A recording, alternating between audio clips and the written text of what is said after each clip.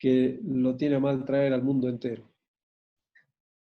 Bueno, la clase pasada quedamos con clasificadores presupuestarios sin ver, y además les preparé y les incorporé a la clase de hoy unas filminas referidas al régimen de responsabilidad fiscal, en función de que noté que había bastantes interés por consultar y conocer de esta situación, así que vamos a ver un par de filminas de responsabilidad fiscal brevemente para que tomen conocimiento ustedes, y luego sí, ya comenzamos la clase ordinaria del sistema presupuestario público.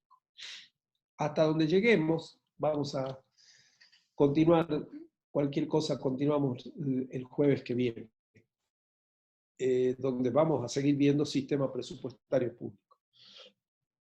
¿Están escuchando todos bien? No hay problemas de... ¿Se ven bien las filminas? ¿Se Sí, se escucha bien escucha la voz? perfecto. Bueno, perfecto. Entonces, cualquier novedad me hace saber, Rosarito, por favor. Sí, sí. Bueno. En la semana pasada estuvimos viendo los sistemas de administración financiera pública. Estuvimos viendo además que el macrosistema de administración financiera pública, ya para entrar en lo que hace a la gestión de la hacienda pública, comprende 6 sistemas.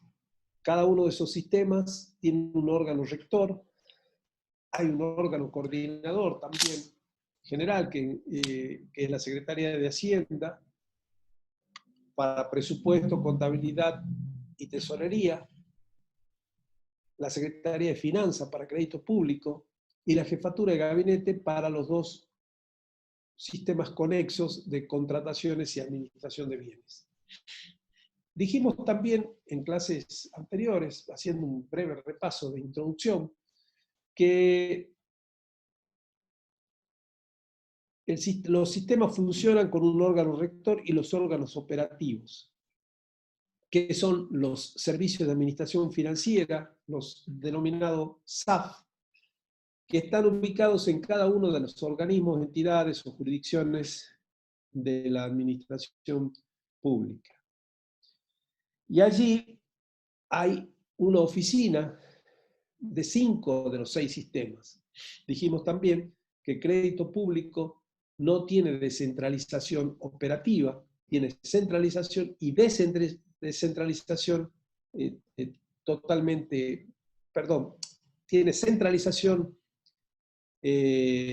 normativa y también operativa en la Oficina Nacional de Crédito Público a nivel nacional y en la Dirección de la Deuda Pública a nivel provincial.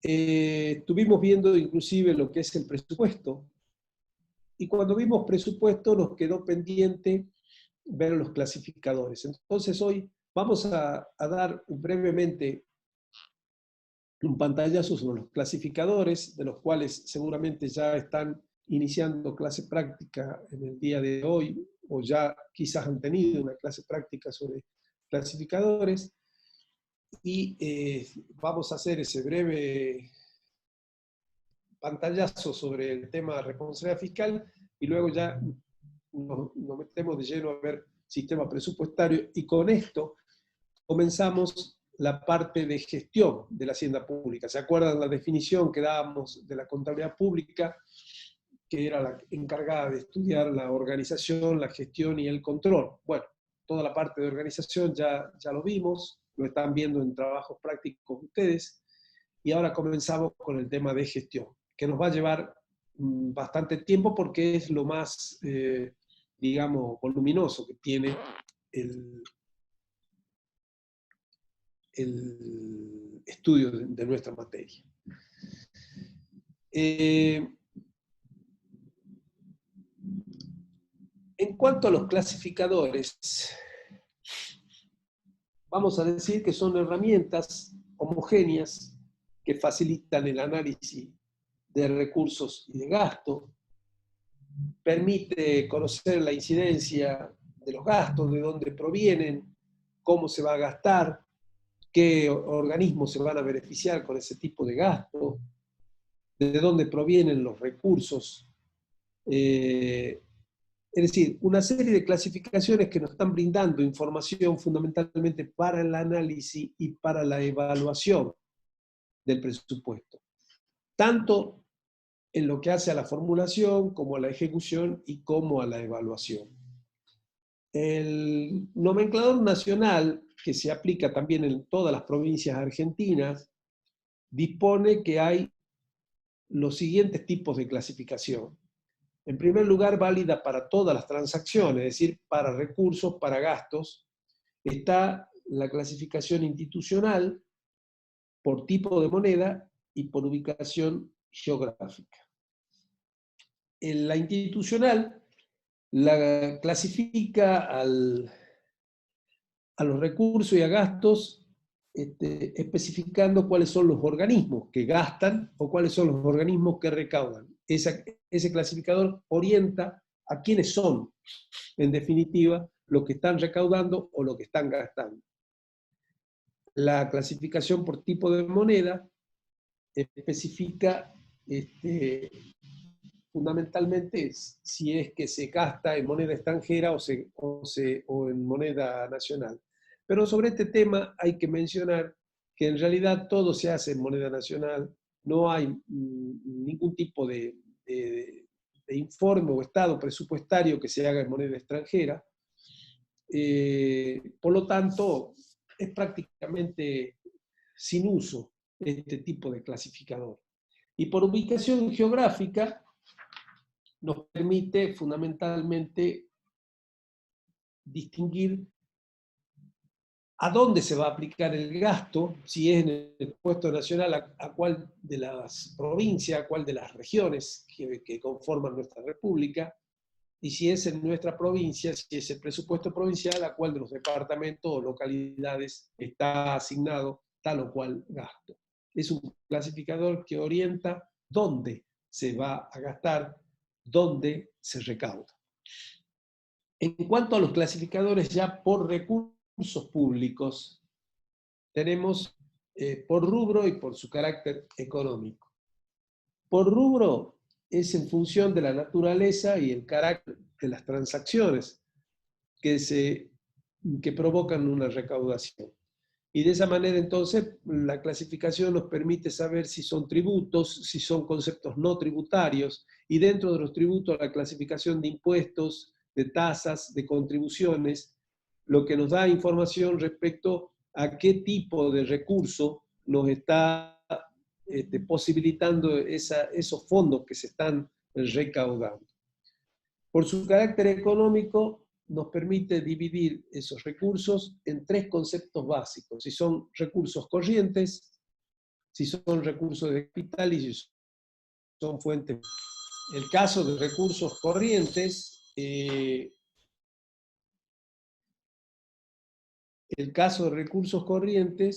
son generalmente por los tributos que el Estado recauda, y si es por los recursos de capital, tiene que ver con la venta de bienes fundamentalmente por parte del Estado. Y la fuente financiera, que nos están indicando el origen del endeudamiento, del préstamo, del empréstito que ha emitido el Estado y que está posibilitando la incorporación de recursos a las arcas de la tesorería. En cuanto a los gastos públicos, tenemos por objeto, por su carácter económico, por finalidad y función, por categoría programática, por fuente de financiamiento, distintos tipos de clasificadores de gastos públicos. Los más conocidos y los más utilizados quizás sean por objeto del gasto y por su carácter económico, donde en el objeto del gasto es, en definitiva, determinar qué es lo que se gasta, qué se está gastando. qué bienes y servicios está comprando el Estado, es lo que en definitiva la información que nos brinda este clasificador.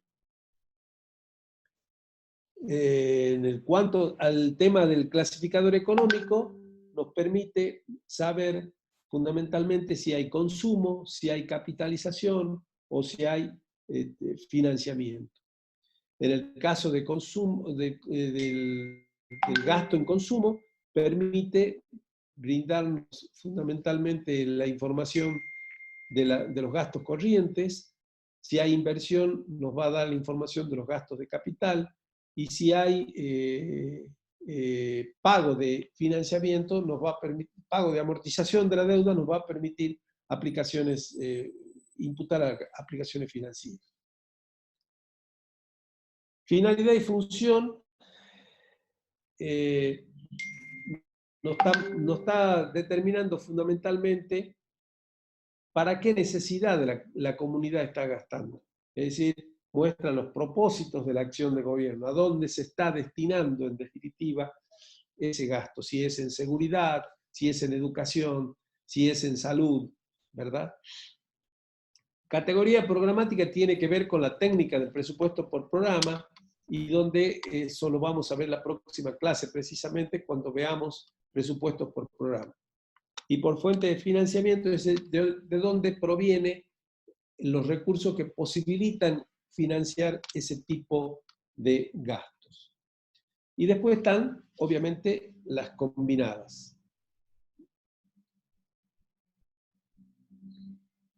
Acá un poco le muestra, en el caso de todas las transacciones, la institucional por tipo de moneda o por ubicación geográfica, que refleja a la institucional las áreas responsables a las que se asignan créditos y recursos presupuestarios, es decir, si es administración central, si son los organismos descentralizados, si dentro de la administración central es de gobernación, si es alguno de los ministerios, otros poderes, otros órganos, quién está recaudando o quién está gastando, porque este clasificador funciona para recursos y para gasto, como dijimos. Por tipo de moneda y por ubicación geográfica, como les indiqué hace un rato. En cuanto a los recursos, ¿no es cierto? Por rubros, dijimos que nos identifica los distintos tipos de recursos que recauda el Estado, si es tributario, si no es tributario, si es venta de bienes, si es servicio de administración, si son recursos propios de capital, si es la venta de títulos valores, o si se está obteniendo endeudamiento público, es decir, los distintos conceptos por los cuales se puede recaudar fondos para el Estado. Y las clasificaciones presupuestarias de gasto, como dijimos, por objeto, el clasificador nos muestra si se gasta en personal, si se gasta en consumo, si se gasta en servicios no personales, en bienes de uso, si es por su carácter económico, en las tres grandes rubros de gastos corrientes, gasto de capital y aplicaciones financieras, si es por finalidad y funciones, administración gubernamental o servicios de seguridad, y si es por o servicios sociales, o servicio económico, deuda pública, y por categoría programática, que ya lo vamos a ver, como dije, la clase que viene, programa, subprograma, actividad, proyecto o por fuente de financiamiento interna. Si es interna o si es externa. No sé si les queda alguna duda sobre el tema de los clasificadores y pasamos al tema del régimen de responsabilidad fiscal. Entonces, ¿hay alguna consulta? No, nada por el momento, contador. Bueno, vamos entonces al tema del régimen de responsabilidad fiscal. Si me permiten un segundito, ya continúo con la clase, que debo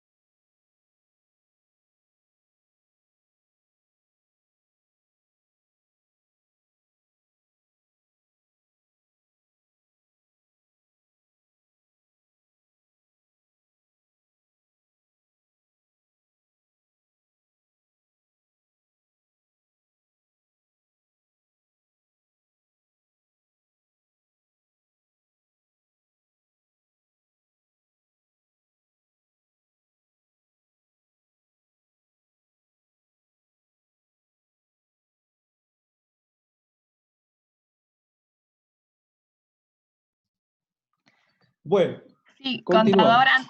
antes de empezar, hay una consulta respecto de la diferencia que puede existir entre gastos de operación y gastos de consumo.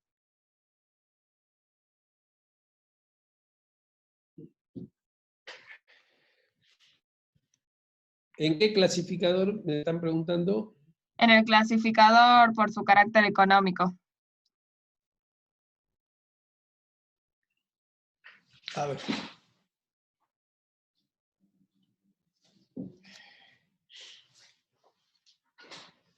Clasificador por carácter económico. Sí, dentro de gastos corrientes, ¿cuál sería la diferencia Sí. entre gasto de operación y gasto de consumo?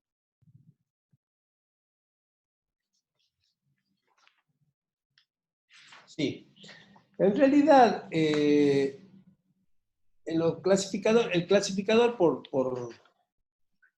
su carácter económico nos brinda información fundamentalmente basada en los tres rubros: gastos corrientes, gastos de capital y aplicaciones financieras. Los gastos de operación y los gastos de consumo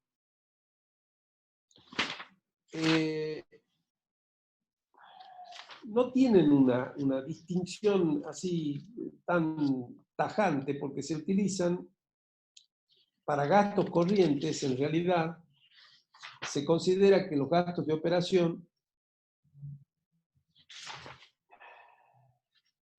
a ver,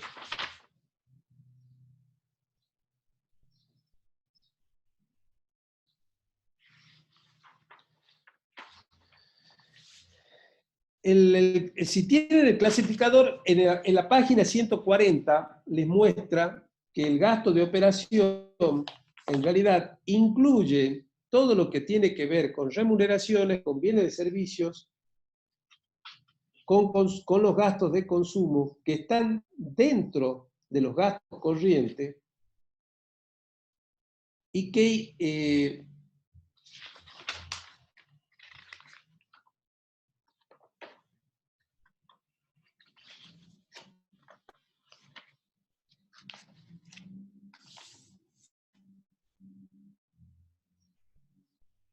bueno, la verdad que se los voy a ver con detenimiento, porque en realidad siempre habíamos entendido que los gastos de consumo estaban dentro de los gastos de operación. No sé por qué lo tienen ahora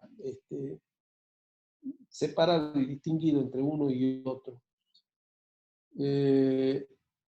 Entiendo que los gastos de operación o gastos operativos tienen que ver precisamente con las operaciones ordinarias, cotidianas, que el Estado realiza, y los gastos de consumo están más bien orientados a lo que se consume dentro del ejercicio, que pueden ser gastos operativos o no, porque algunos gastos operativos pueden ser, o gastos de operación, pueden no ser consumidos durante el ejercicio, sino que se permiten estar un tiempo más dentro de la ejecución presupuestaria. Pero bueno, se los veo con detenimiento. La verdad que no les tengo, no tengo la información precisa para distinguir una cosa con la otra.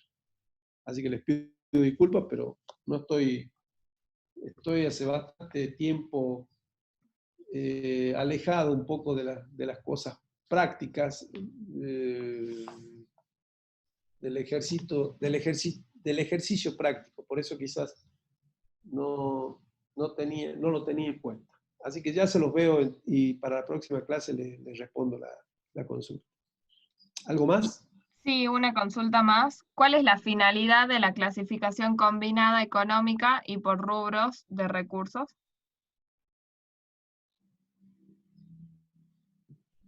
Todas las combinadas nos permiten hacer análisis vinculados fundamentalmente para evaluar.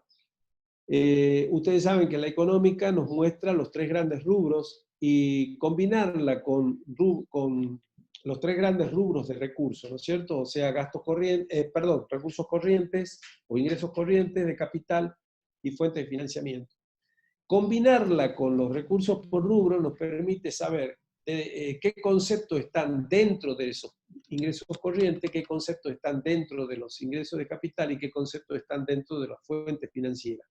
Es decir, nos da una información mucho más precisa de la distinción que hay entre esos tres grandes rubros de recursos, permitiéndonos un análisis un poco más exhaustivo, digamos, de los conceptos que ingresan o de los fondos que ingresan al Tesoro de la Nación. Sí. ¿Alguna otra pregunta? Sí, después unas preguntas como más específicas y prácticas. Por ejemplo, si tapizo un sillón de la Auditoría General de la provincia, es un gasto operativo, gasto de consumo, pero lo pueden ver en la Esos práctica. casos con la práctica, con la profesora de práctica, donde lo pueden analizar uno a uno, si no vamos a demorar muchísimo.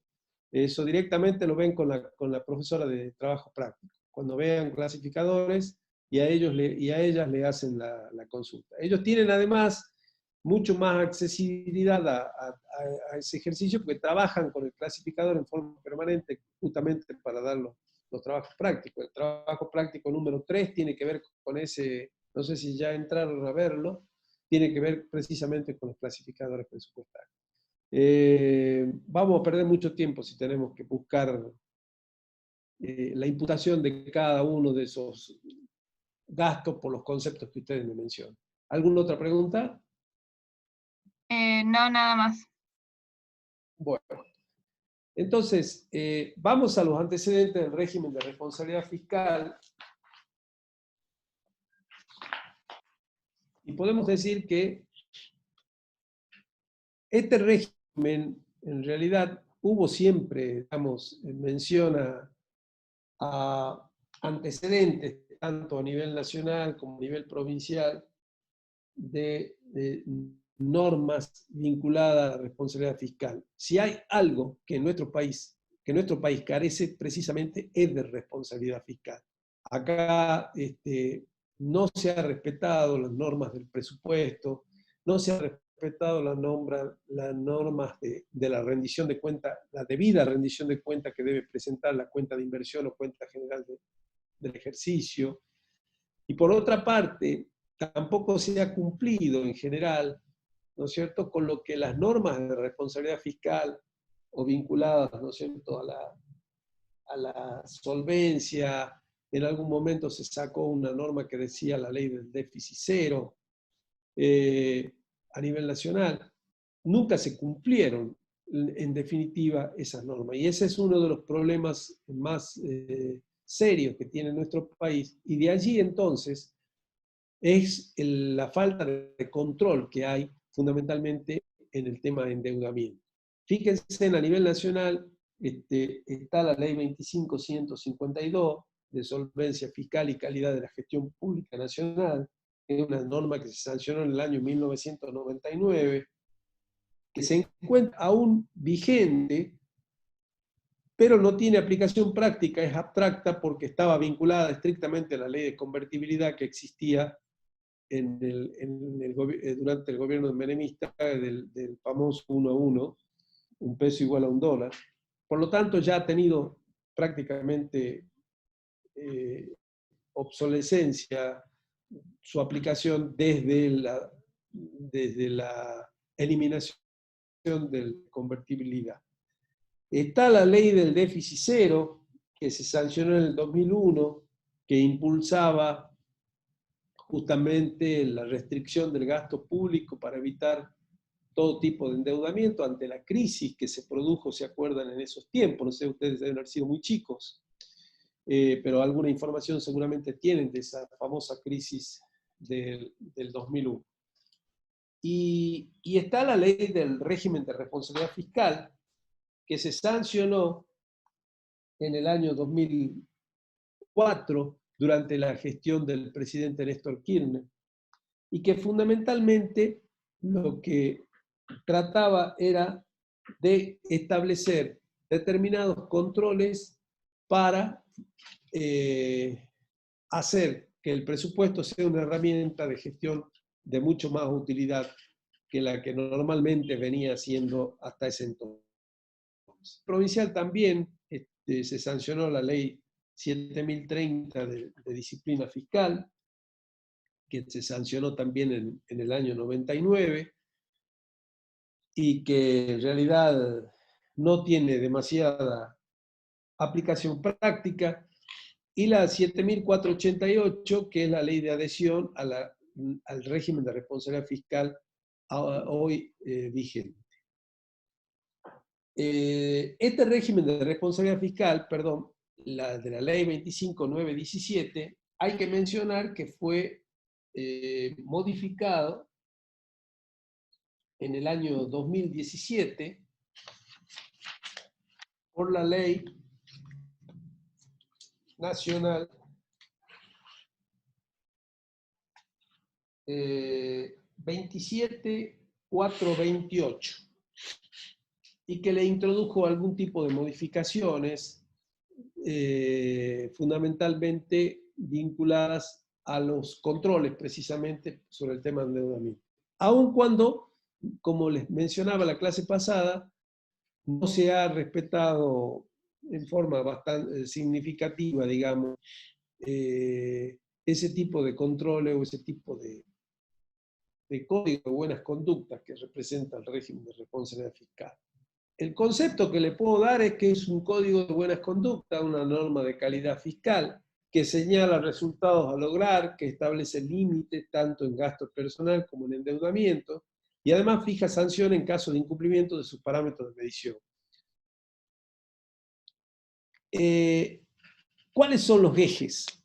En primer lugar, establecer un presupuesto plurianual con metas físicas y fiscales y aplicar metodologías de evaluación.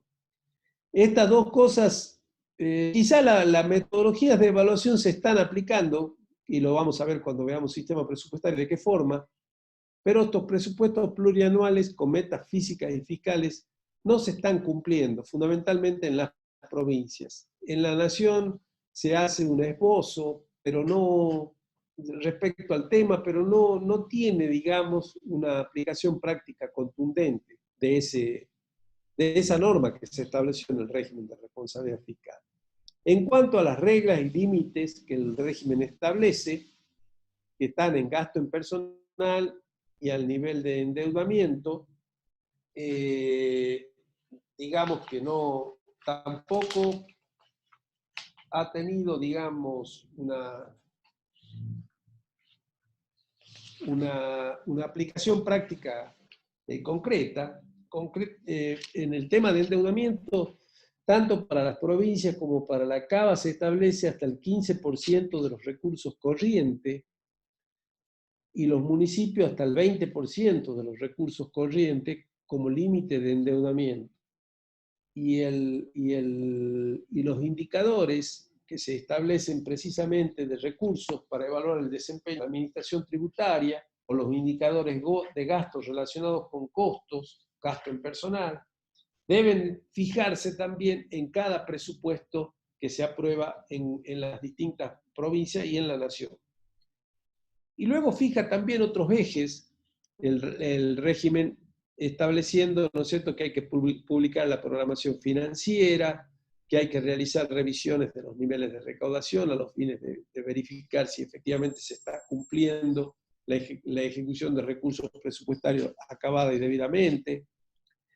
Y por otro lado, en cuanto a lo que se pretendió establecer como transparencia, control y fiscalización, es informar la recaudación presupuestaria, los saldos a pagar y la prohibición de contratación de personal cuando se esté por finalizar un mandato.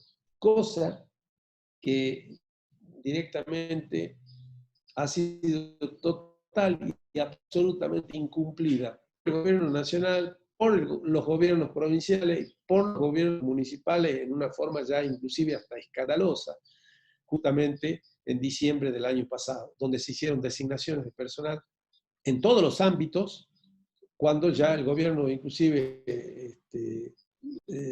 tenía los días contados para irse, y además muchos de los que hicieron esas designaciones eran administraciones que habían perdido las elecciones para una supuesta reelección, lo que le fijaba mayor restricción en esa situación, pero bueno, no se dio esa restricción.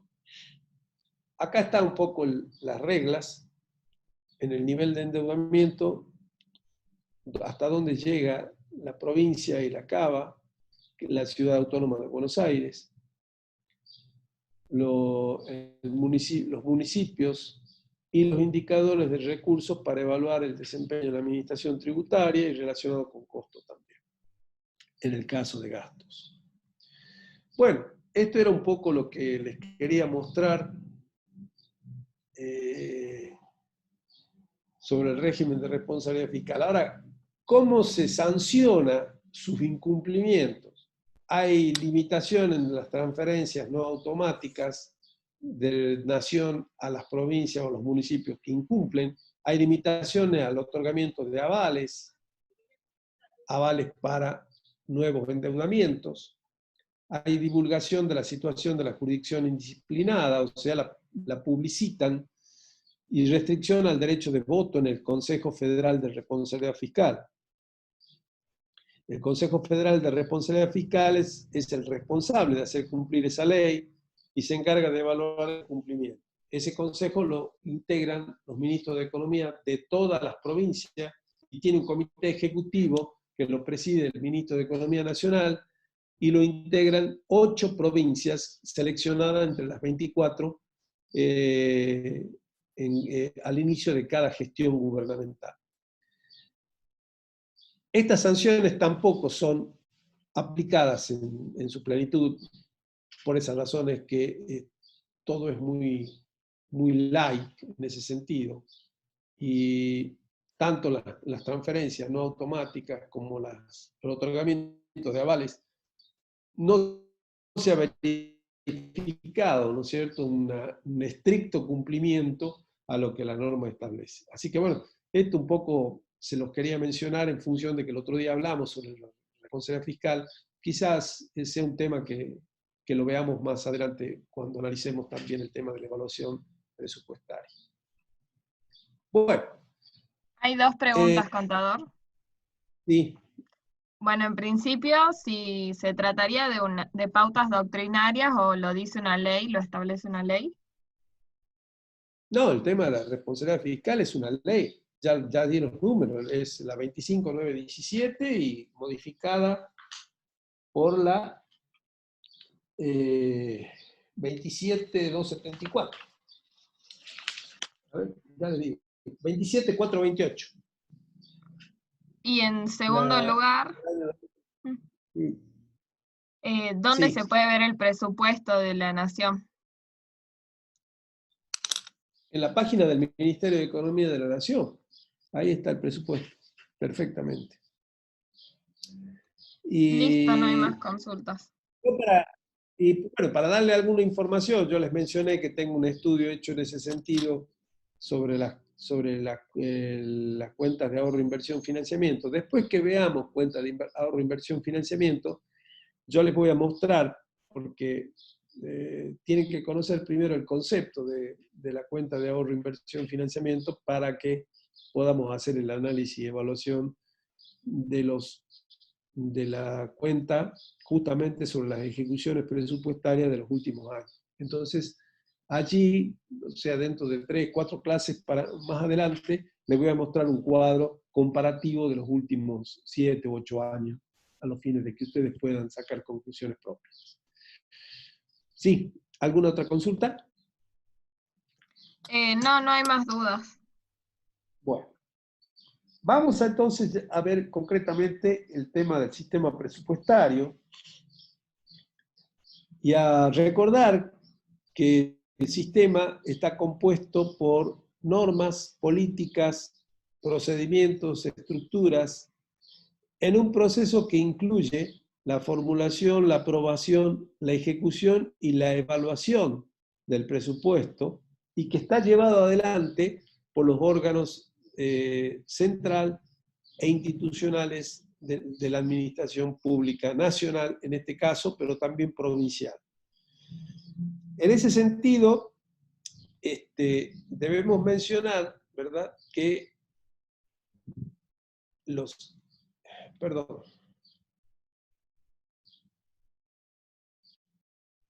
que el proceso presupuestario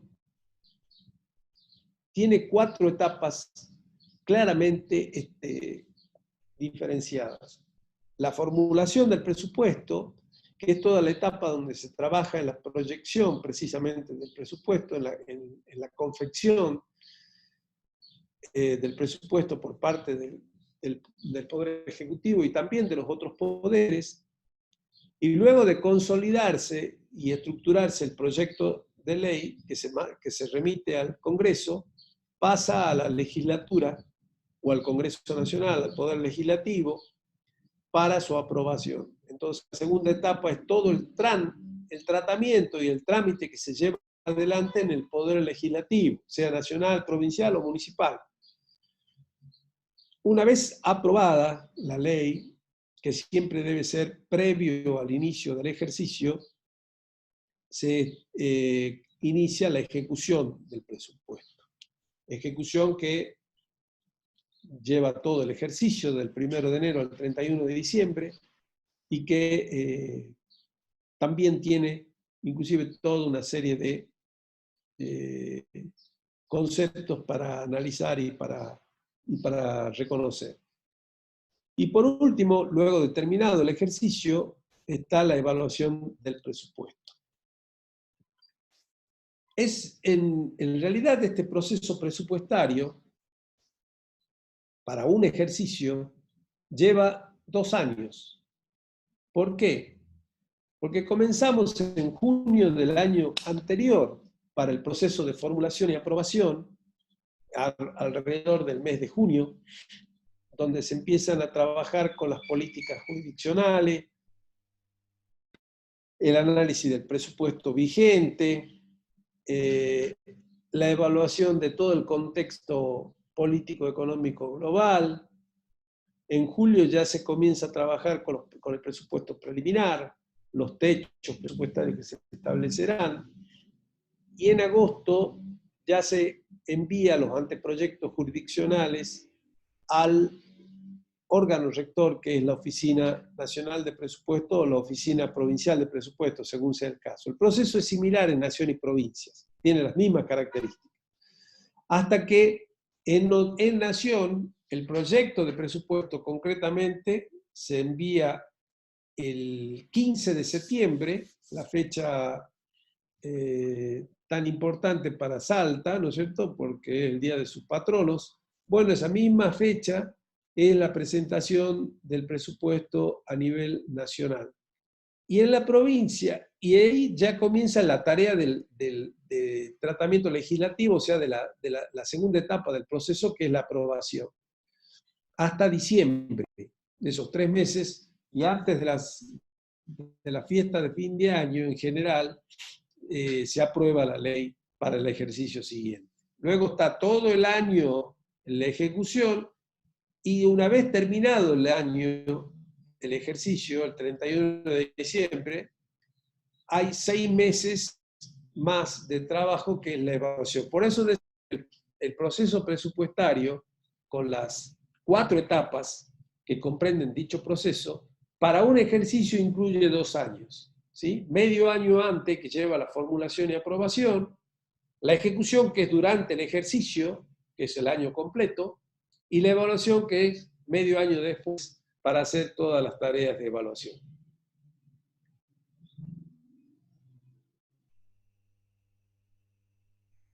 El proceso presupuestario en su primera etapa, en la formulación, tiene estas suertes de subetapas o partes que lo integran. En primer lugar, la política presupuestaria previa. La política presupuestaria previa es el establecimiento de las pautas políticas que el gobierno fija para los distintos tipos de organismos, entidades y jurisdicciones.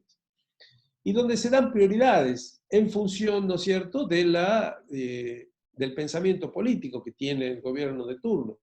Por lo tanto, ello depende de la elección que hayan hecho los ciudadanos, y en función de esa elección el gobierno le da su matiz ideológico y político a la gestión.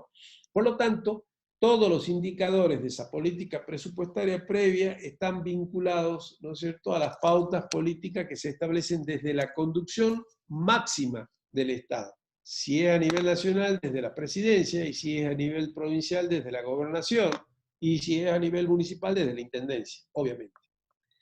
A partir de allí, con esas pautas políticas que se fijan desde arriba, cada uno de los organismos, entidades y jurisdicciones comienza a elaborar lo que se denomina los anteproyectos jurisdiccionales. Es decir, elabora su anteproyecto de presupuesto propio para cada uno de los organismos. Esa tarea se hace totalmente descentralizada por cada uno de los organismos de la administración pública, que arman su propio anteproyecto de presupuesto en función del conocimiento que se tiene, obviamente, en ese lugar, de cada una de las tareas, actividades que se desarrollan en ese ámbito. Es decir, qué bienes y servicios se producen, qué insumos se requieren, y toda esa información que tiene precisamente cada uno de esos organismos. Y una vez que se hace esa tarea, se envía toda la información a la oficina de presupuesto, al órgano rector, para que se consolide la información y allí ya se elabore y se apruebe el proyecto de ley que va a ser parte, que va, digamos, a constituir la esencia fundamental, ¿no es cierto?, de esa labor llevada a cabo durante tantos meses, para presentarlo en el Congreso, en el Poder Legislativo, a los fines de su aprobación. Veamos cada uno de esos puntos. En esa política presupuestaria previa dijimos que se definen las orientaciones, las prioridades, las normas, los procedimientos a los cuales se debe ajustar todas las entidades y jurisdicciones que integran el sector público nacional. De esa manera podrán trabajar cada una de ellas elaborando su anteproyecto de presupuesto. Ese anteproyecto de presupuesto o presupuesto preliminar va a tener un anteproyecto de ingreso y un anteproyecto de gastos, si es que ese organismo tiene recursos propios. Si no, será exclusivamente de gastos. ¿Y cuáles son las características principales que ese presupuesto preliminar tiene? Que se realiza dentro de la jurisdicción o entidad, ¿no es cierto?, que se establece la programación presupuestaria como parte de los objetivos y políticas de la jurisdicción. La clase siguiente, la próxima clase vamos a ver justamente la técnica del presupuesto por programa. Se programa a nivel de las categorías programáticas y la clasificación por objeto del gasto, y en diferentes niveles de esfuerzo o escenarios, máximo, intermedio y mínimo. Es decir, todos los anteproyectos contemplan estos tres escenarios. Un escenario máximo, que sería el más optimista, un intermedio, ¿sí?, o básico, y un mínimo, que sería el más pesimista. Obviamente que sobre esos tres escenarios, luego el órgano rector, o sea, la oficina de presupuesto, va a seleccionar en función de ¿qué? En función del presupuesto de recursos, es decir, de los recursos con los que se pueda llegar a contar en el ejercicio para absorber uno u otro escenario.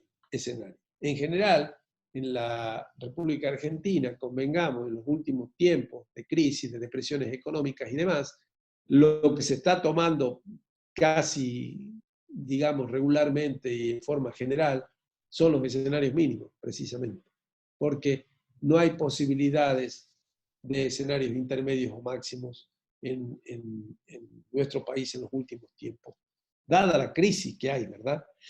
Dada la depresión económica y máxime, sumado a todo la situación ya reconocida desde hace unos cuantos años, la situación sanitaria y la pandemia esta que nos ha dado vuelta verdaderamente los gastos en el país, indudablemente, por la prioridad que tuvo que hacerse presupuestariamente para asignarle fondos a la mejora del sistema de salud a los fines de poder enfrentar a la pandemia.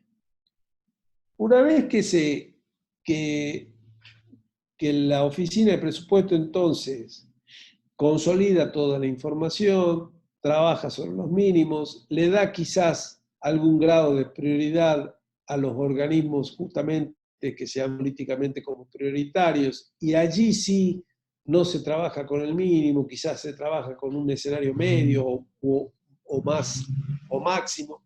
Esto, por ejemplo, nos está ocurriendo en este momento. Digamos, seguramente salud tiene un escenario máximo, porque se le está dando una prioridad absoluta a todo lo que sea gasto en salud, con la construcción de hospitales de campaña, con la compra de respiradores mecánicos, con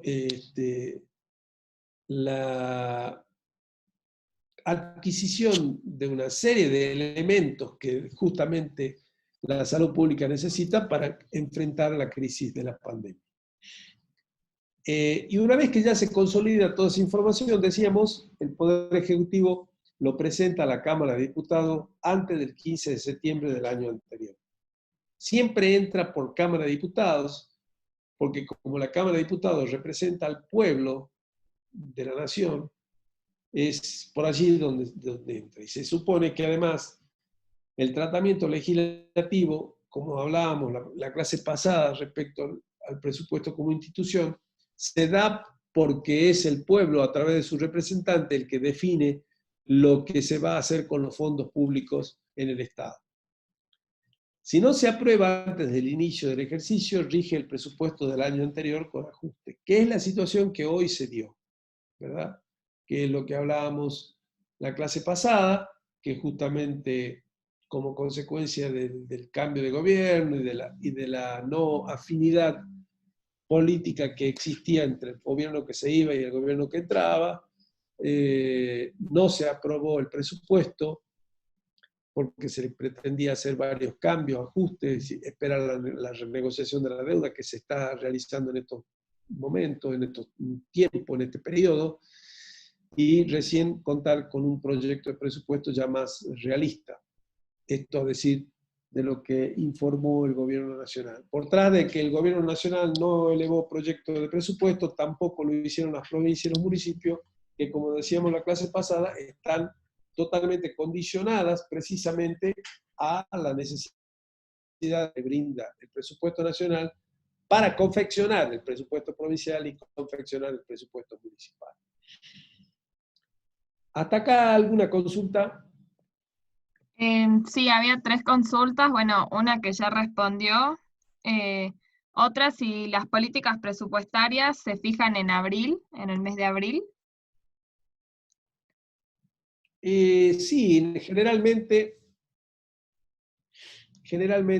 el tema de la discusión de las políticas jurisdiccionales, del presupuesto vigente, el contexto político, en realidad se empieza a trabajar en la práctica en junio, pero ya en abril y mayo el gobierno ya en reuniones de gabinete está estableciendo cuáles van a ser las pautas. Y en junio ya se le da la tarea a cada una de las entidades, se le da las premisas establecidas precisamente en esas reuniones de gabinete llevadas a cabo durante los meses de abril y mayo.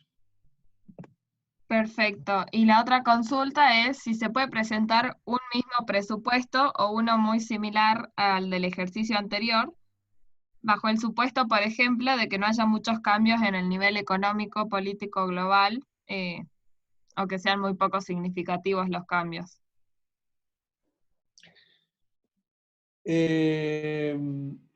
Todo es posible en este país. Todo es posible, pero en general nunca los presupuestos concuerdan para nada. Primero porque los valores cuantitativos siempre son bastante disímiles en función del nivel de inflación existente. En segundo lugar, porque recuerden que cada presupuesto tiene, en lo que hace a inversiones, y en lo que hace obras públicas, conceptos que se votan por una única vez, porque si este año tenemos presupuesto para construir una escuela o para refaccionar una escuela, esa construcción, esa refacción se realiza y el año que viene ese presupuesto ya no puede estar contemplado. Lo mismo si es para inversión de un equipamiento, si es para inversión de una maquinaria o de un rodado por parte de algún organismo, eso se hace por única vez. No es que al año siguiente vamos a volver de nuevo a hacer la misma inversión. Entonces, lo que sí se mantiene generalmente homogéneo el gasto operativo, es decir, el gasto en consumo, en servicio, en personal, sí.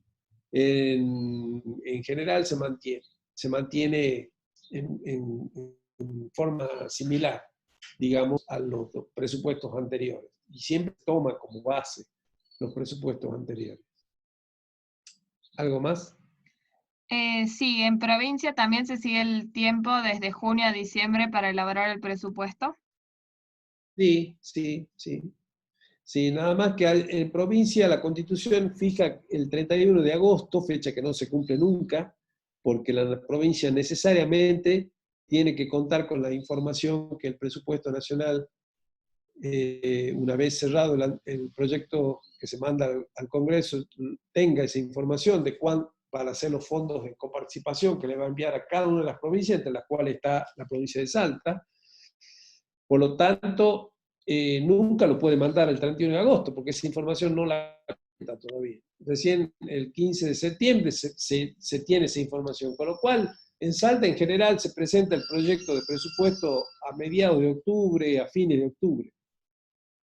Y el tratamiento en las cámaras se da durante todo el mes de noviembre y parte de diciembre. En general se termina aprobando el proyecto de ley en la última sesión, previo a las fiestas ya. El 20 de diciembre, siempre han sido, 15 de diciembre han sido las fechas de tratamiento de los presupuestos ordinariamente. Perfecto, contador. No hay más consultas.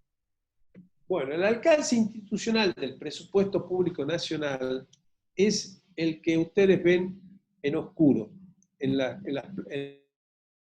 los cuadros oscuros, eso comprende el presupuesto de la Administración Nacional. Porque además, la Constitución y la Ley 2456 hablan del presupuesto de la Administración Nacional. No hablan del presupuesto de todo el sector público, que sería lo que está en oscuro y lo que está en claro, digamos, en azul oscuro y lo que está en celeste. Veamos, repasando esto que lo vimos en la segunda clase, que tenemos el sector público nacional no financiero, la Administración Nacional compuesta por Administración Central, organismos descentralizados, instituciones de seguridad social. Todo eso comprende el presupuesto de la Administración Nacional, que es el presupuesto del que estamos hablando, de la Ley de Presupuesto Nacional. Empresas y sociedades públicas hacen sus propios presupuestos, lo aprueba el Ministerio de Economía y el Congreso de la Nación, o la legislatura en el caso provincial, toma conocimiento de cuál va a ser el presupuesto, pero no lo trata en sesión a los presupuestos de las sociedades. Tienen autonomía para establecer su propio presupuesto. Los fondos fiduciarios, la misma situación. Y todo el sector público financiero, que son los bancos, las financieras que dependen del Estado, tienen presupuestos que en general son aprobados por el Banco Central de la República, que es el ente regulador de todo el sistema bancario y financiero de nuestro país.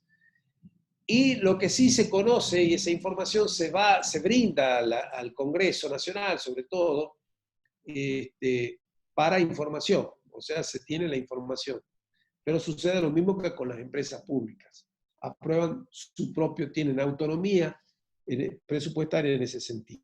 Lo que sí está dentro del presupuesto nacional, del Estado Nacional, como se conoce, es la Administración Nacional con esos tres elementos claves. Administración central, organismos descentralizados, instituciones de seguridad social, que en definitiva comprende el 90% de la estructura del sector público.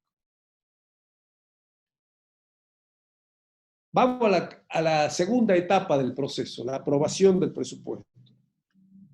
La aprobación del presupuesto, dijimos que se hace en el Poder Legislativo, ingresa por Cámara de Diputados, ya dijimos cuál es la razón por la cual ingresa por esa Cámara, y se remite a la Comisión de Hacienda y Presupuesto, precisamente, que es una de las comisiones fijas. Ustedes saben que tanto la Cámara de Diputados como la Cámara de Senadores tienen establecidos ya por normas reglamentarias una serie de comisiones fijas, ¿no es cierto?, que la integran una determinada cantidad de legisladores, alrededor de 15 a nivel nacional y alrededor de 10 a nivel provincial. ¿Qué son las comisiones de Hacienda y Presupuesto? Es una, la Comisión de Salud es otra, la Comisión de Educación es otra, la Comisión de Seguridad es otra. Es decir, cada área de gobierno tiene una comisión parlamentaria integrada por legisladores de las distintas, por algunos legisladores, no por todos, ya digo que el número es generalmente de 15, por legisladores de los distintos bloques partidarios que integran el Congreso Nacional. La Comisión de Hacienda y Presupuesto, como la de Legislación General, son quizás las más importantes que hay en el Congreso Nacional, porque allí se tratan los temas vinculados a las cuestiones económicas financieras y a la cuestión y legislación general, que ve todo el tema de la fundamentalmente de la redacción de las normas legales que se aprueban. Casi la mayoría de los proyectos pasan por legislación general. Entonces, por esa razón es que esas dos comisiones son las más importantes, decíamos. Y acá la Comisión de Hacienda y Presupuesto va a recibir el proyecto y lo va a tratar en comisión. Lo trata en comisión a través de una serie de cronogramas que se arma, que se estructura, ¿no es cierto?, de visitas de los responsables de las distintas áreas de gobierno. Entonces, la Comisión de Hacienda va a convocar semanalmente a un responsable, a cada uno de los ministros.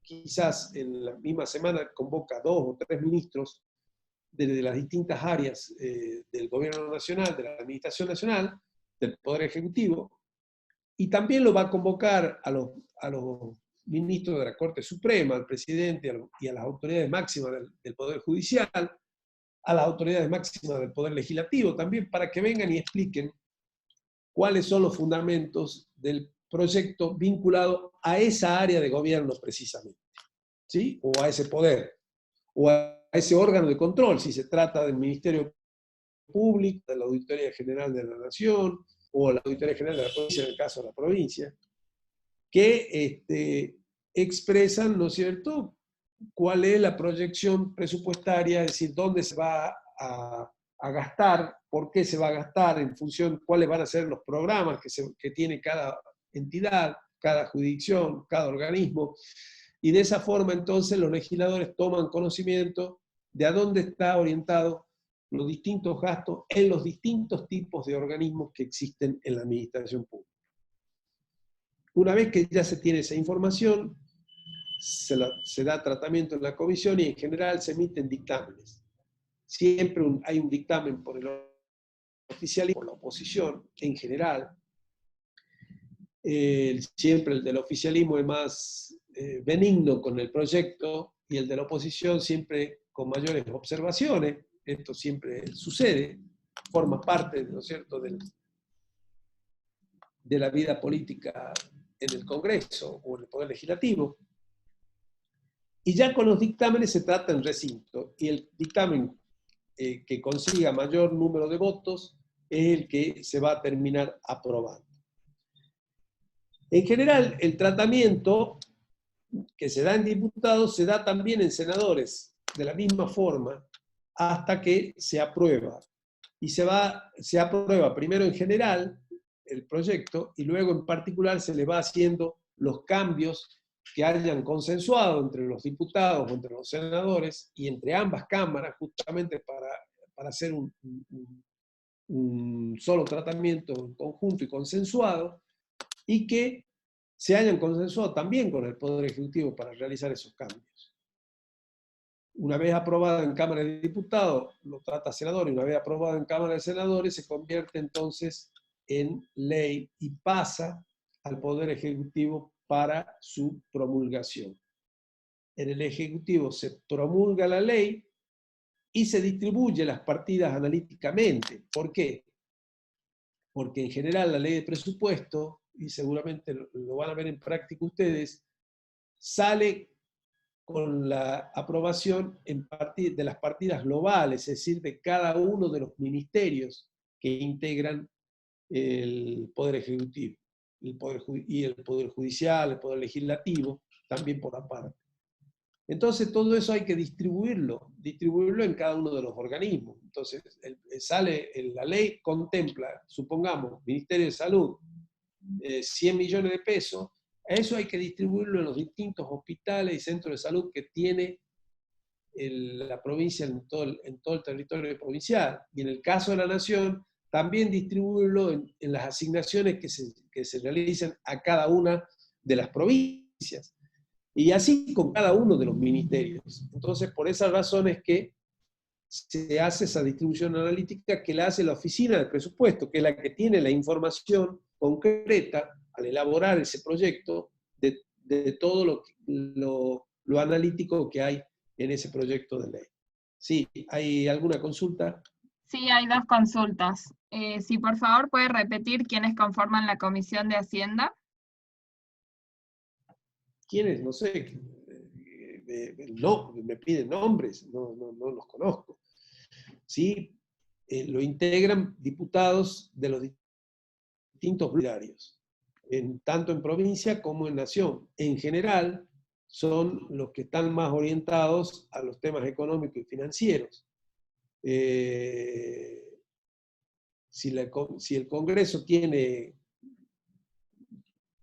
por dar un número, una cantidad determinada de legisladores, bueno, cada uno de los bloques va a poner en forma proporcional, ¿cierto? Perfecto. Y la otra duda, ¿se podría decir que el proyecto adquiere estado parlamentario cuando es ingresado en mesa de entrada en la Comisión de Hacienda? Sí. Ese es el término que se utiliza, que adquiere Gracias. trámite parlamentario cuando se incorpora en la legislatura. ¿Alguna otra consulta? Sí, la alumna que había preguntado si quiénes conformaban la Comisión de Hacienda, pregunta de nuevo si solo diputados especializados en el tema o también asesores. No, únicamente lo integran los legisladores. La nómina de los integrantes actuales de las comisiones de Hacienda y Presupuesto en Nación y en provincia, si entran en la página del Congreso de Nación o de la legislatura provincial, lo encuentran perfectamente. Todos los legisladores que integran esa comisión. Pero solamente los legisladores, los asesores, lo asesoran personalmente a cada uno de los legisladores, pero no integran la comisión. ¿Algo más? ¿Y cómo se eligen los miembros de esa comisión? Se eligen generalmente por consenso después de una elección provincial, ya sea, ustedes saben que hay elecciones cada 2 años, ¿sí? Cada 4 se elige el Ejecutivo, pero cada 2 años hay renovación de las cámaras. Entonces, luego de cada renovación de las cámaras, hay una sesión precisamente de labor parlamentaria, donde se fija el número y la cantidad, que normalmente se mantiene, la cantidad y el número de legisladores que integran cada comisión, y sí, cada bloque propone los nombres, y en función de la representación que tiene, supongamos un bloque que tiene 20 diputados, va a pesar más que uno que tiene 15, por lo tanto, es posible que pueda poner 1 o 2 legisladores más en esa comisión que los otros bloques, y así, de esa forma se consensúa en la Comisión de Labor Parlamentaria, que es una comisión donde se consensúan los temas precisamente que se van a tratar y los miembros integrantes de cada comisión. ¿Algo más? No, nada más, contador. Bueno, vamos a ejecución. Ya estamos entonces en el inicio del ejercicio. ya se ha sancionado la ley, partidas, en un año normal, digamos, un año poco extraordinario, por la prórroga, digamos. Entonces, distribuida hecha la distribución administrativa, se hace la programación y reprogramación de la ejecución del presupuesto, que consiste en una suerte de planificación previa de cómo se va a gastar ese presupuesto. Y se toma como base para hacer esa planificación cómo va a ser la recaudación del Estado, a los fines de poder de esa forma, entonces, establecer la forma en que se va a gastar.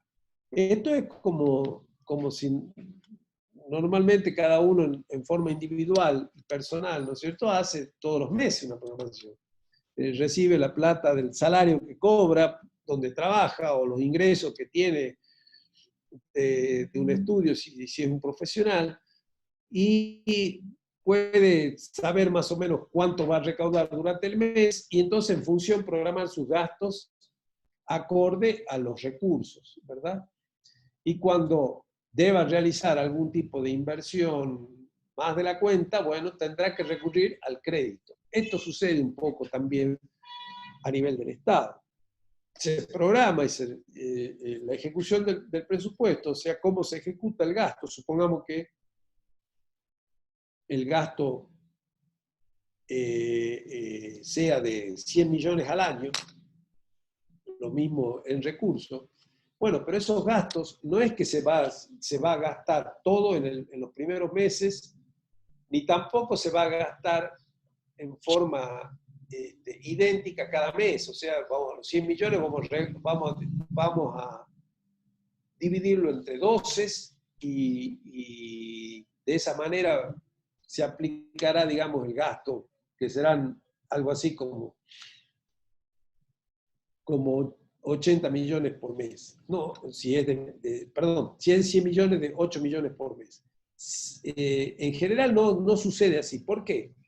Porque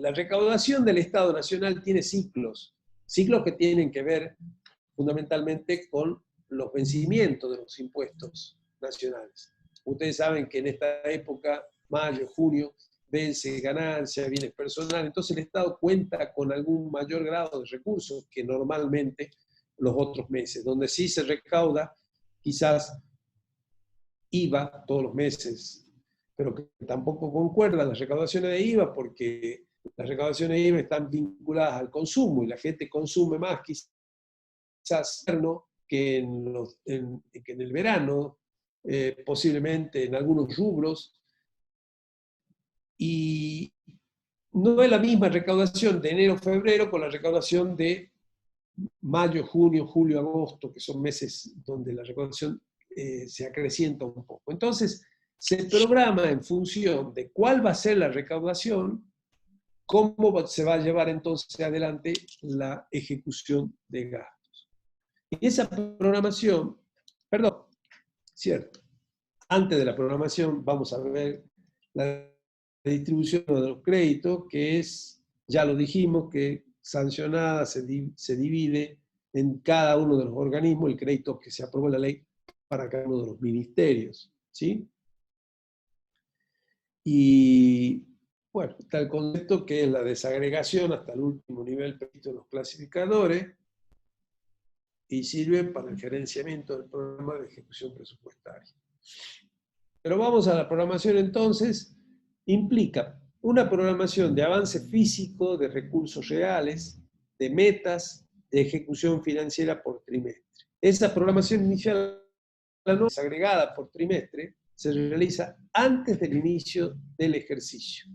Y luego, trimestralmente, se reprograma tomando en cuenta la elaboración, los datos precisamente de la ejecución de ese trimestre ya vencido, y se elabora un mes anterior a que comience el nuevo trimestre. A ver, ¿cómo es en los hechos? En el mes de diciembre, primeros días de enero, se hace una programación anual. A ese año se lo divide en 4 trimestres. que están compuestos por enero, febrero, marzo, abril, mayo, junio, julio, agosto, septiembre y octubre, noviembre, diciembre. De esa forma, entonces, se establece la primera programación. Esa programación inicial anual se realiza junto con la programación del primer trimestre, obviamente, de enero, febrero, marzo, donde se ve se toma en cuenta en base a lo que se va a recaudar durante esos meses para programar el gasto.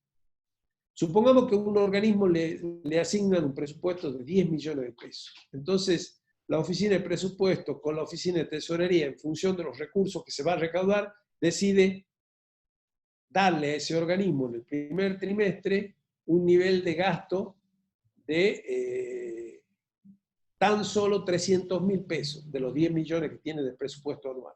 Porque le dice, bueno, empecemos con ese nivel de gasto para ver cómo funciona el tema de la recaudación. O porque la recaudación es menor, se le da ese nivel de gasto. Termina el primer trimestre y 10 días antes, desde el 20 de marzo, ya se empieza a trabajar para el segundo trimestre. Ya hay una programación contemplada en esa programación anual que se hizo al inicio del año, pero se hace una reprogramación en función de cómo va la recaudación. ¿Por qué? Porque los tiempos van cambiando y ustedes saben, nosotros, supongamos, en el mes de enero se hizo una programación presupuestaria del presupuesto y en el mes de marzo se vino todo totalmente la información distinta. Se cambió todo. ¿Por qué? Porque surgió este famoso tema de la pandemia, con lo cual, digamos, hubo que redistribuir el gasto de una forma muy significativa. Ustedes saben que el gobierno nacional hoy no solamente le está dando prioridad a salud, sino también en gran parte, ¿no es cierto?, a las asignaciones sociales para cubrir los sueldos de los monotributistas, del personal autónomo que no tiene trabajo fijo, que se le está ayudando a las empresas a pagar los sueldos como consecuencia del parate económico. Y todo eso motivó una reasignación presupuestaria muy significativa. Con lo cual, ya a finales de marzo, y para hacer la reprogramación del segundo trimestre, hubo que hacer una reasignación de créditos presupuestarios de una manera muy, muy importante. Cuando termine el mes de junio, del 20 de junio hasta el 1 de julio, se trabajará en la reprogramación del segundo trimestre, tomando como base lo que se hizo anual, que es la primera programación, pero seguramente haciendo toda una recomposición de esa programación que va a ser muy significativa. De esa manera se trabaja. Entonces, con una programación anual que se va ajustando todos los trimestres, el del 20 de marzo, el 20 de junio, el 20 de septiembre, previo al inicio de cada trimestre. ¿Sí? La primera programación del primer trimestre se hace junto con la anual. Contador, hay una consulta. Sí. Si lo de la pandemia no fue en parte una mala previsión del presupuesto, porque bueno, el virus ya se conocía que estaba en el mundo, o sea, era posible que termine llegando a la Argentina. ¿De dónde sacas información esa chiquita? Bueno, decirle que me dé su nombre, porque si sabe de que ya podía causar todo lo que causó, verdaderamente es una adivinadora estupenda. En el mes de enero, mis queridos alumnos, no se tenía ninguna información de lo que podía llegar a pasar en la Argentina. Había una información muy lejana, que yo estando de vacaciones, me acuerdo, ya por el 20 de enero leí que había un virus que había salido en China. ¿Quién se imaginaba que de China iba a llegar a todo el mundo de la forma en que llegó? Además, la pandemia lo declararon en el mes de marzo. No, la información Esto era imposible de conocer. Es decir, quizá cuando llegó a Europa sí empezó ya a cobrar bastante crédito la posibilidad de que podía llegar también a América. Pero, y sobre todo cuando los casos se empezaron a dar de una forma muy terminante en Italia, después en España, y sí, ya después ya llegó a América y ya supimos que acá íbamos a tener que correr con la misma situación que en todo el resto del mundo. Pero el impacto mundial que tuvo esta enfermedad, nadie la preveía, nadie la preveía, ni el más visionario de los sanitaristas, ni creo, ni inclusive ni el más visionario de los astrólogos, una situación como la que hoy se da en el mundo. No creo que haya sido una mala previsión. Es decir, acá la nación, como dijimos, la primera programación anual se hizo en los primeros días de enero, donde se hizo la primera programación anual y la programación del primer trimestre. En esa fecha no había ninguna información de la pandemia. Una muy vaga información de que en China había surgido algún tipo de virus. Recordemos que además China no informó debidamente a la comunidad internacional de cuál era la situación, porque en realidad ellos recién en diciembre dan la publicidad de la aparición de este virus y según hay informaciones extraoficiales que dan como que en realidad China ya manejaba esta información desde por lo menos un mes antes. Pero no hay comprobaciones sobre esa situación. De todas maneras, tampoco se imaginó el mundo entero que iba a tener ese impacto.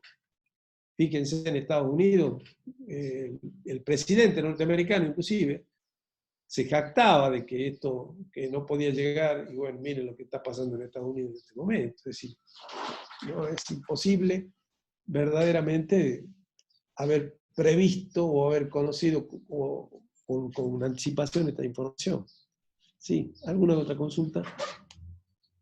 No, contador, nada más.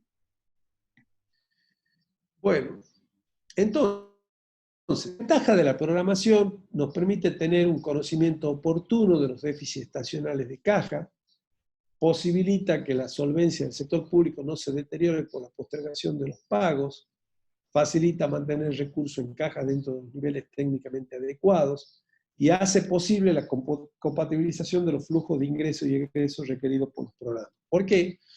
Porque si nosotros programamos los gastos en función de nuestros recursos, no tenemos que recurrir permanentemente al crédito y encarecer absolutamente todos los pagos de gastos, pagándolos con morosidad, si es que no tenemos fondos suficientes para poder absorber ese nivel de gastos. De allí entonces que la programación fundamentalmente nos evita tener mayores costos financieros para desarrollar la ejecución de los gastos públicos. Sí, ¿alguna consulta? No, nada. Nada más. Bueno, ¿cómo se realiza la programación? Ya dijimos que hay una etapa inicial, al inicio del ejercicio, que consta de un cronograma anual de avance de la o las metas del programa. Esta información la brinda cada organismo a la oficina de presupuesto en forma previa, o mejor dicho, en forma conjunta a la elaboración del anteproyecto del presupuesto, en la formulación. Hay un cronograma anual de avance físico del o los proyectos, y hay un programa anual del uso de los créditos asignados, ordenados por trimestre y presentados por separado las etapas de compromiso y de devengado. Ya vamos a ver que la ejecución del gasto se lleva adelante en etapas de ejecución, que son el compromiso, el devengado y el pagado.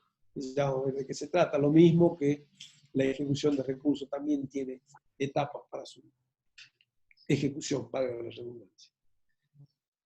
Por trimestre, entonces, se elabora en cada organismo una programación y se presenta a la oficina antes del 20 de dicho mes. Esta, en el primer trimestre, va acompañado del anual. de la primera programación anual, que contempla los 4 trimestres más el del primer trimestre en particular.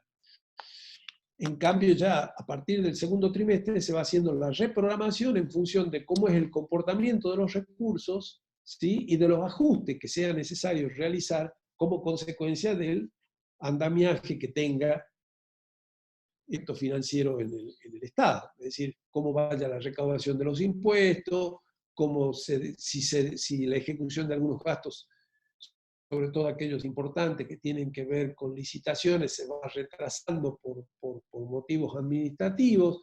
Es decir, todo eso posibilita o le da elementos para esa reprogramación que trimestralmente se organiza el 20 anterior al inicio de cada trimestre. O sea, el 20 de marzo, el 20 de junio y el 20 de septiembre para tratar el... Esas cuotas trimestrales que se realiza es una tarea que la efectúa los órganos rectores de los sistemas de presupuesto y de tesorería. Trabajan en forma conjunta. Con lo que se llama la programación presupuestaria que estamos tratando ahora, total y absolutamente relacionada y vinculada a lo que se llama programación financiera, que vamos a ver cuando veamos sistemas de tesorería. La programación presupuestaria justamente la ejecución de las dos primeras etapas del gasto, compromiso y devengado. Y la programación financiera planifica la última etapa de la ejecución del gasto, que es la planificación del pagado. Ya vamos a ver de qué se tratan las etapas del gasto. La oficina, sí, ¿hay alguna consulta? No, contador, nada por el momento. La Oficina Nacional de Presupuesto elabora entonces la propuesta de cuota de compromiso y de vengado para cada uno de los organismos. Esas cuotas se establecen por montos trimestrales. Las cuotas de devengado se asignan para periodos mensuales, es decir, la de compromiso en forma trimestral y la de devengado en forma mensual.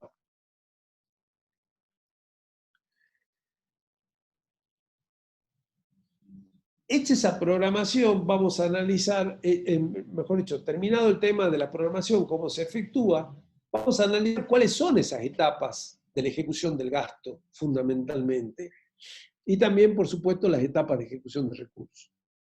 Partimos de la base de lo que es la autorización a gastar, del crédito inicial, que es el crédito aprobado en la ley y distribuido analíticamente para cada organismo, ¿no es cierto?, con la distribución administrativa. Y tenemos entonces el crédito inicial, que es ese crédito que surgió de la ley de presupuesto, y el vigente, porque ese inicial puede llegar a ser modificado. Ya vamos a ver de qué se trata precisamente las modificaciones presupuestarias que se hacen durante el ejercicio. Y entonces el crédito vigente puede ser el inicial. Pero están arruinando el borde. Más o menos las modificaciones presupuestarias que pudieran realizarse durante el ejercicio. Ese crédito vigente, en definitiva, constituye en un límite de máximo a gastar.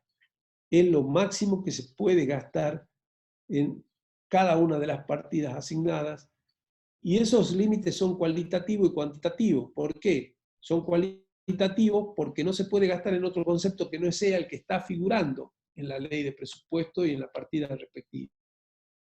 No se puede gastar más de esa cantidad y ahí se fija como el límite cuantitativo de las partidas presupuestarias.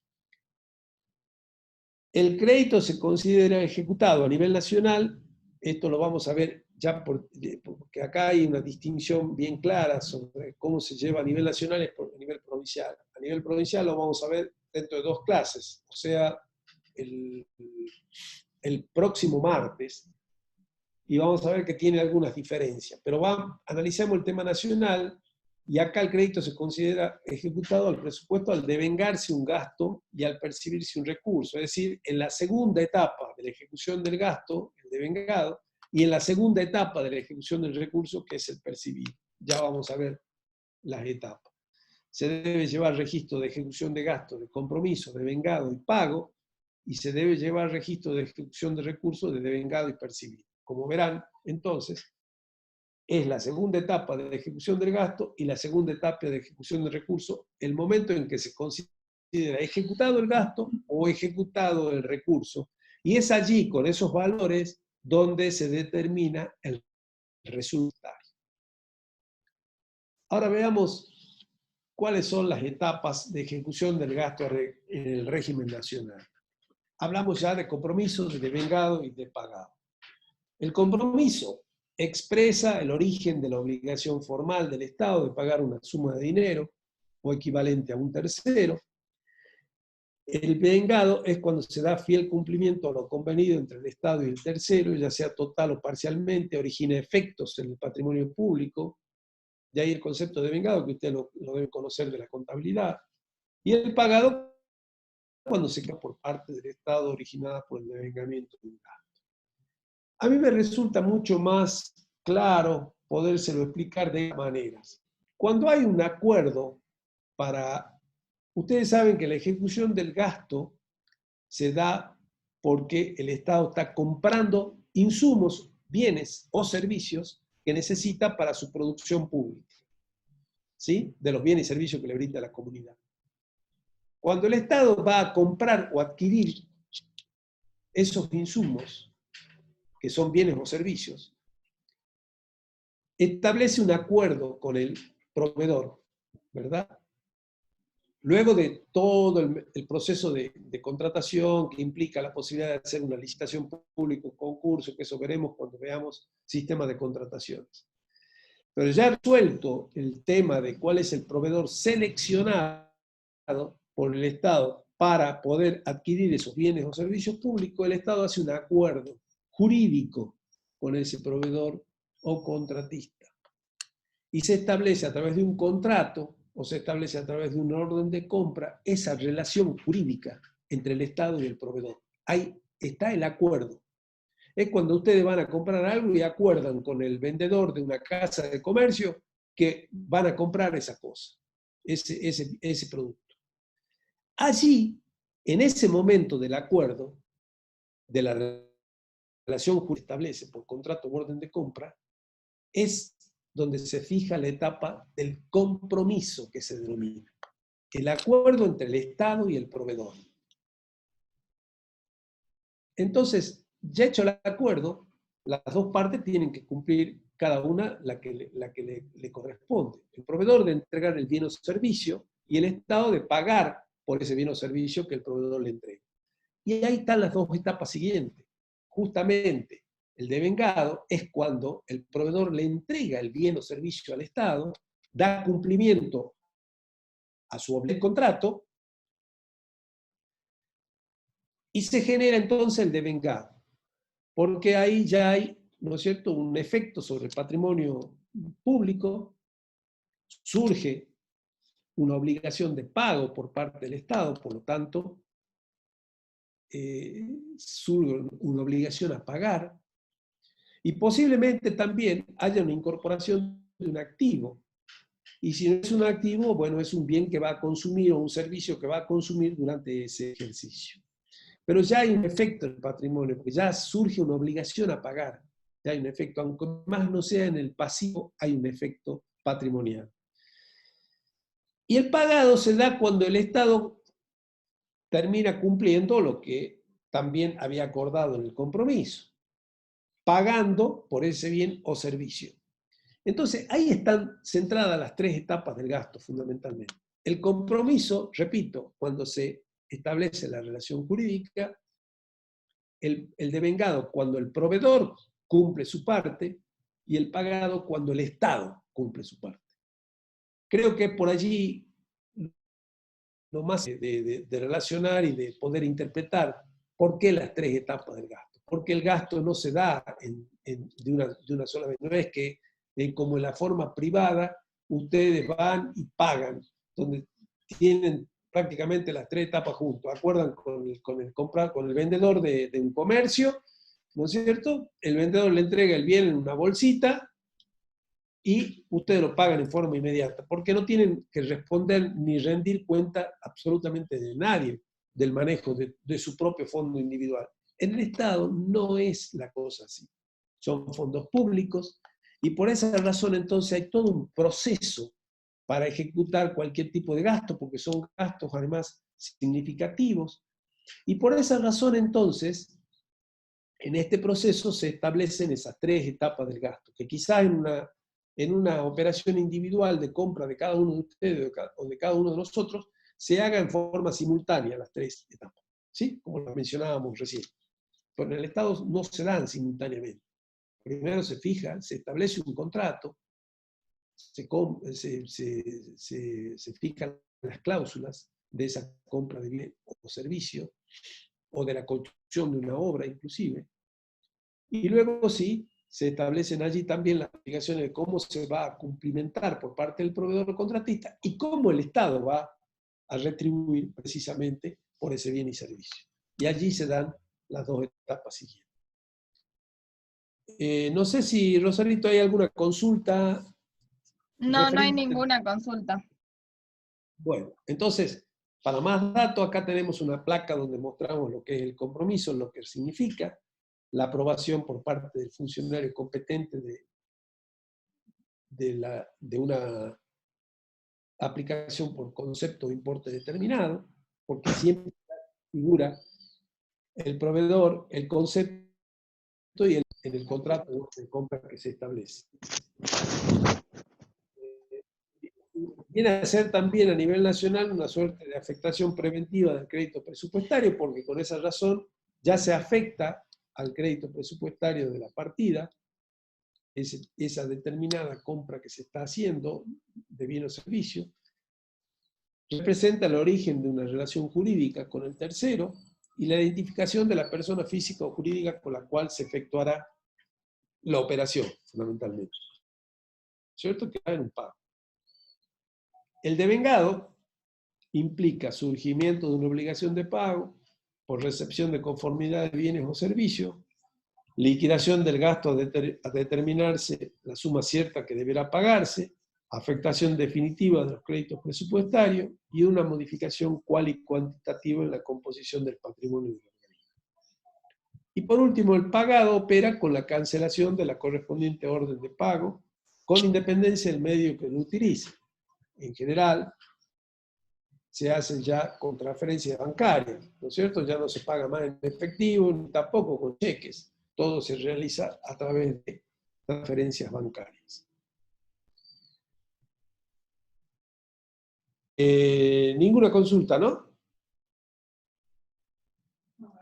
No, contador, no hay nada. Bueno. En el caso de los recursos públicos, también tenemos un recurso inicial calculado o incluido en la ley de presupuesto, un recurso vigente, que es el modificado del recurso inicial aprobado por norma, por las modificaciones presupuestarias que eventualmente se puedan realizar. Y luego tenemos dos etapas de ejecución del recurso. El devengado, que es cuando se perfecciona el derecho por parte del Estado de recibir una determinada suma de dinero, aunque la misma no haya ingresado a la caja, y el percibido, que es cuando se produce el verdadero ingreso a la caja del Estado. El concepto de devengado y percibido ustedes lo conocen de la contabilidad, pero de todas maneras acá podemos afirmar sobre esos conceptos lo siguiente. El devengado es cuando nace el derecho a cobro por parte del Estado. ¿Y esto cuándo se perfecciona ese derecho a cobro? Cuando el contribuyente presenta su declaración jurada por impuesto a las ganancias, supongamos, por impuesto al valor agregado, por impuesto a los ingresos, perdón, por impuesto a los bienes personales, declarando cuál es su hecho imponible, cuál es su deuda de impuesto por esos conceptos. Y ahí nace el derecho del Estado a cobrar ese impuesto, por ese concepto, al contribuyente. Ahí se perfecciona el devengado. Y el percibido será cuando el contribuyente, en función de esa declaración jurada, pague. Muchas veces esos pagos se hacen en cuotas. Se presenta la declaración jurada y se paga en cuotas. Esas cuotas, cada una de esas cuotas irá percibiéndose en función de la cifra total que se devengó originalmente. O sea, cuando el cobro está el devengado y cuando se percibe los fondos concretamente está el percibido. Hasta acá ninguna consulta, ¿no? Bueno, recién acaban de hacer una. ¿A qué se refiere a Chabayán cuando habla de la fijación de recursos? Ah, bueno.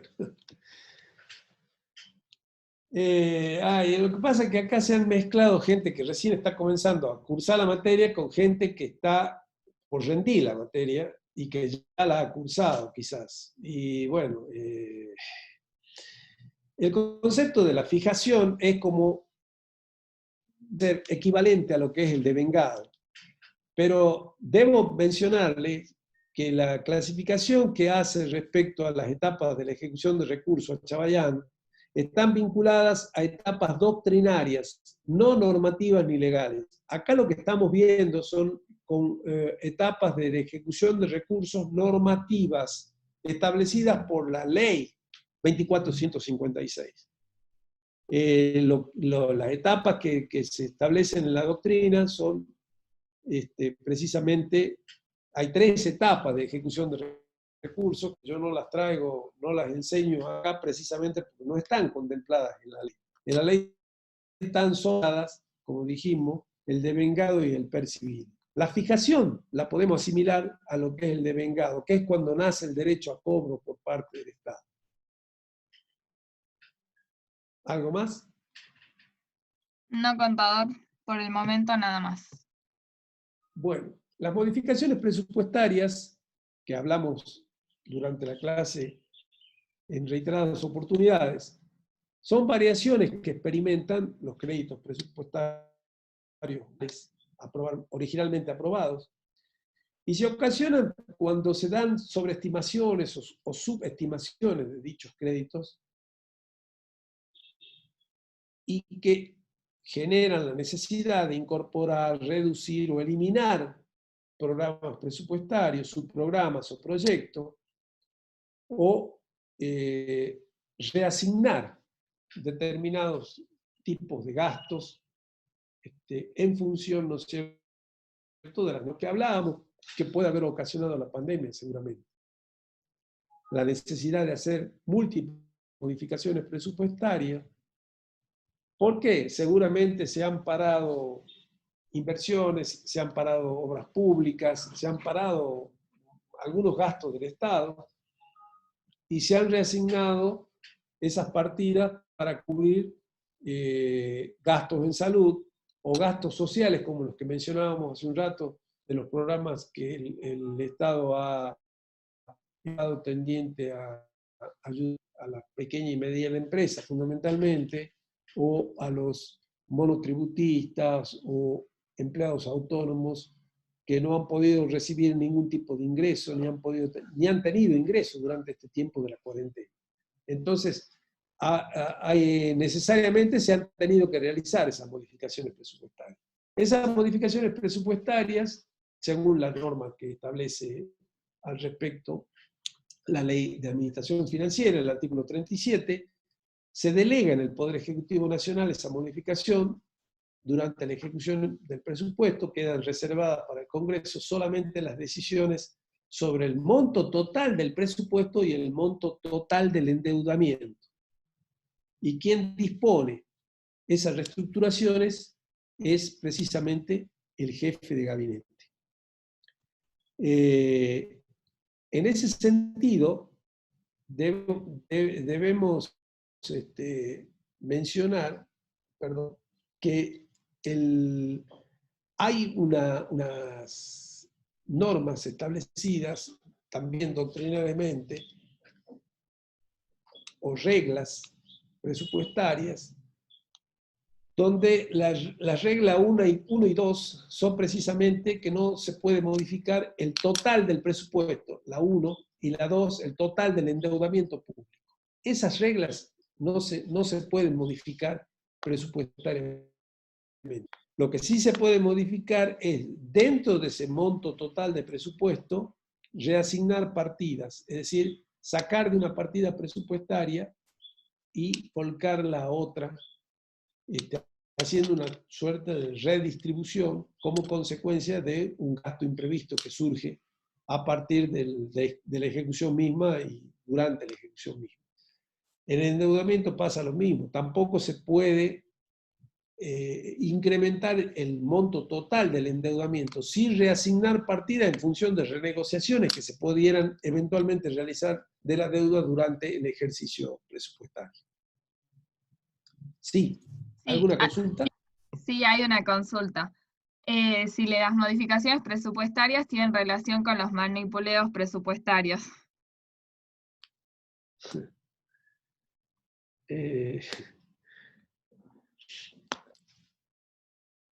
Algo de eso hay, pero las modificaciones presupuestarias es una práctica normal y habitual en todos los presupuestos de todas las provincias, del Estado Nacional, de todos los municipios y de todos los estados en el mundo entero, ¿sí? Por empezar. O sea que es una práctica habitual, ordinaria, que se da justamente porque uno de los principios presupuestarios es el de la flexibilidad, que permite realizar estos ajustes como consecuencia de lo que surjan durante el ejercicio en la ejecución del presupuesto. Esto significa modificaciones presupuestarias. Los manipuleos, término que utiliza la contadora Trejo y a lo que se refiere en reiteradas ocasiones durante sus conferencias, tienen que ver con los excesos que se cometen en las modificaciones presupuestarias, ¿sí? Y con otra clase de maniobras que se ejecutan durante la ejecución precisamente del presupuesto. Digamos, con algunas cuestiones ya que no son parte de la normalidad o de la ordinariedad de la ejecución presupuestaria, sino que son parte de la anormalidad, digamos, de lo que es criticable dentro de esas modificaciones o de otras maniobras vinculadas a la ejecución del presupuesto. ¿Algo más? Sí, una última pregunta. ¿Cómo se instrumenta la modificación presupuestaria? A través de una resolución del jefe de gabinete, disponiendo sacar de una partida y asignarle a otra. Supongamos que surgen problemas para pagar los sueldos de personal, cosa bastante común, ¿no es cierto?, en las provincias. Ya sobre el mes de noviembre no hay partida presupuestaria para cubrir los sueldos de diciembre y el aguinaldo.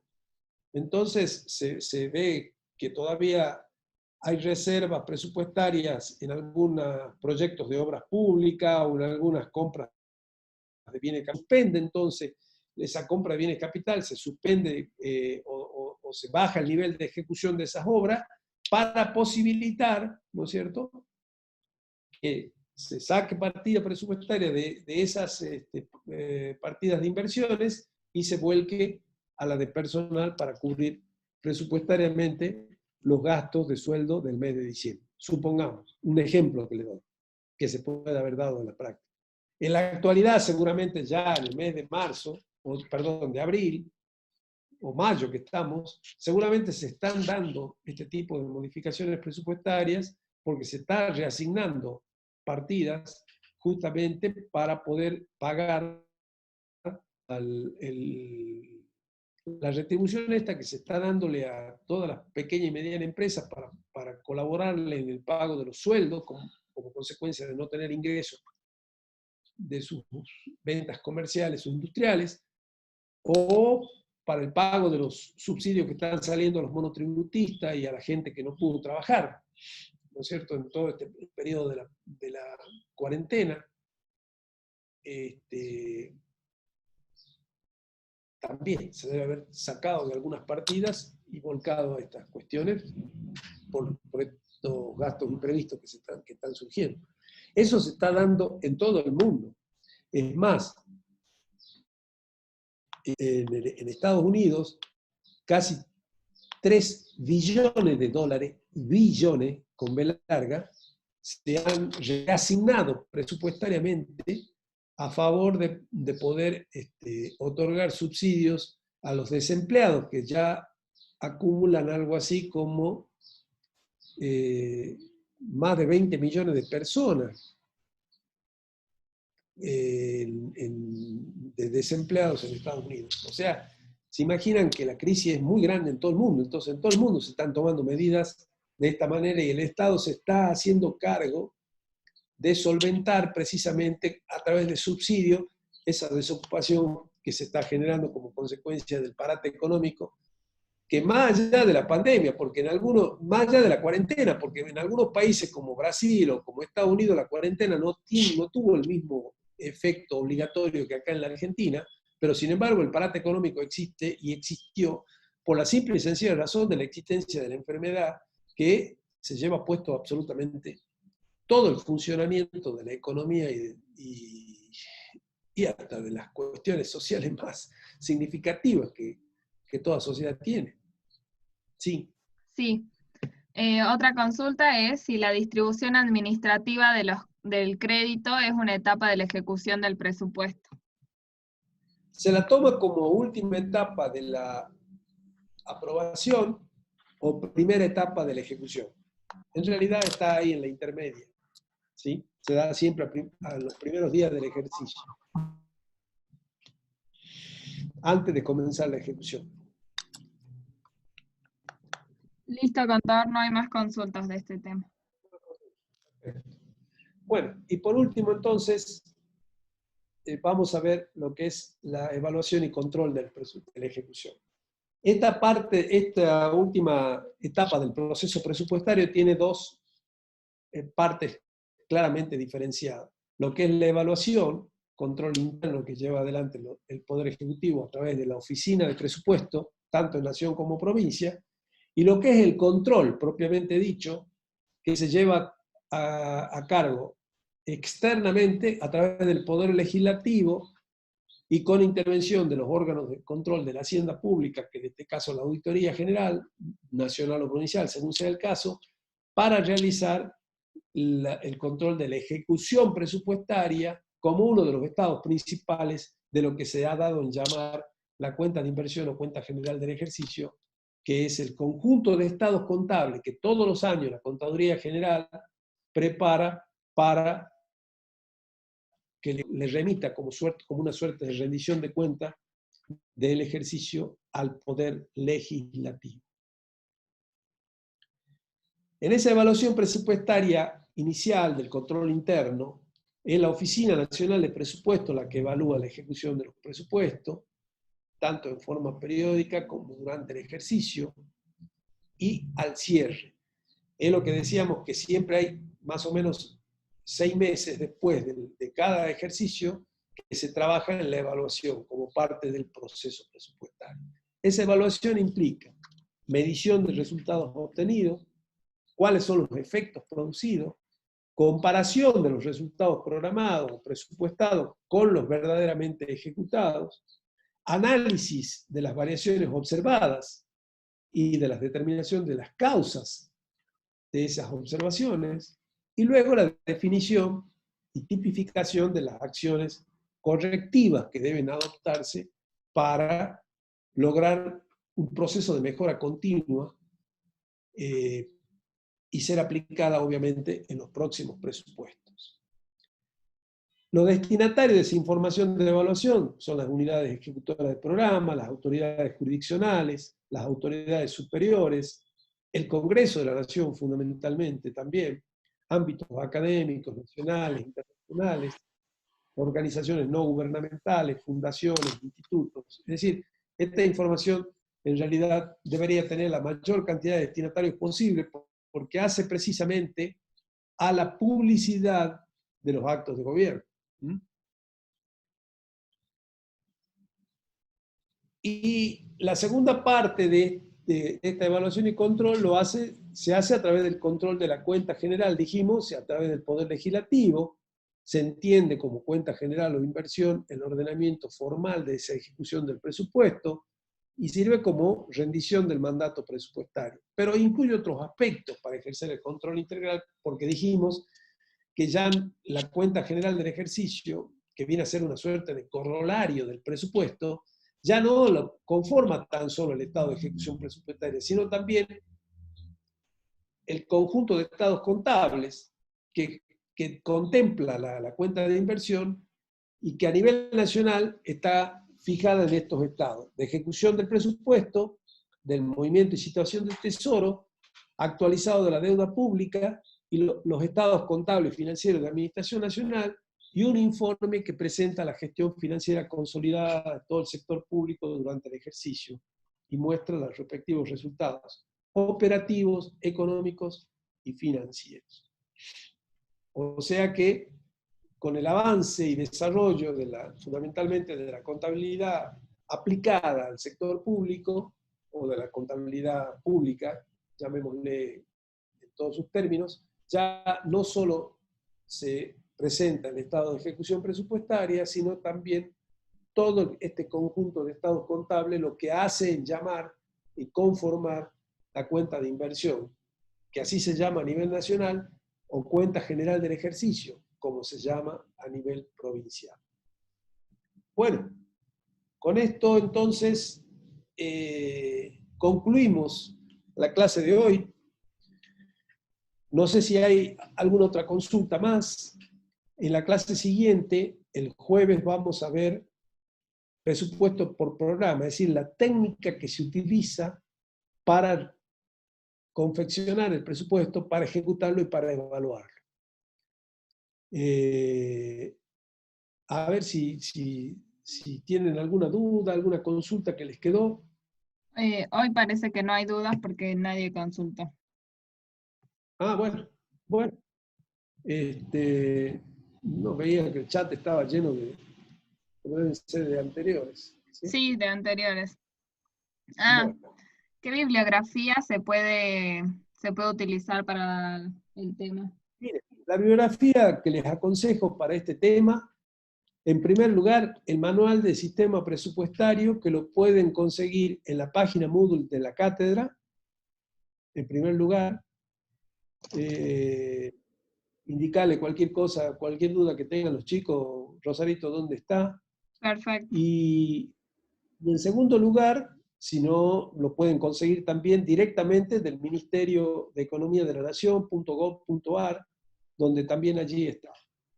El manual contempla todo el proceso presupuestario y contempla también lo que vamos a dar la clase siguiente, es decir, presupuesto por programa, con lo cual, digamos, es bastante completo